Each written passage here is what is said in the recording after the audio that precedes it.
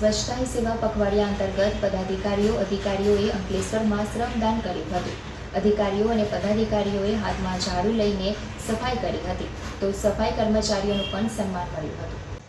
અંકલેશ્વર સ્વચ્છતા હી સેવા પખવાડિયા અંતર્ગત વિવિધ વિસ્તારોમાં સામૂહિક શ્રમદાન કાર્યક્રમો યોજાયા. નગર સેવા સદન દ્વારા આયોજિત કાર્યક્રમમાં નગરપાલિકાના નાયબ સચિવ મનીષ શાહ, મામલતદાર કિરણસિંહ રાજપૂત અને ચીફ ઓફિસર કેશવ કોલડિયા સહિતના અધિકારીઓએ ભાગ લીધો હતો. નગર સેવા સદનના પ્રમુખ લલિતાબેન રાજપુરોહિત, કારોબારી અધ્યક્ષ નિલેશ પટેલ, શહેર ભાજપના પ્રમુખ ધર્મેન્દ્ર પુષ્કરના સહિત પદાધિકારીઓએ મુખ્ય માર્ગ ઉપર સફાઈ અભિયાનમાં શ્રમદાન કર્યું હતું.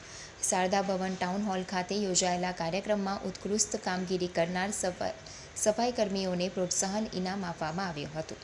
તાલુકા વહીવટી તંત્ર દ્વારા ગડખોલ ગામના CHC સેન્ટર નજીક પણ સ્વચ્છતા અભિયાન હાથ ધરવામાં આવ્યું હતું.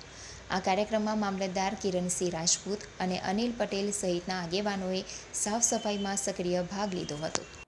અંકલેશ્વર નગરપાલિકા ખાતે આજરોજ સ્વચ્છતા ઈ સેવા કાર્યક્રમ અંતર્ગત પ્રોગ્રામમાં આજે હાજરી આપવાનો પ્રસંગ બન્યો છે.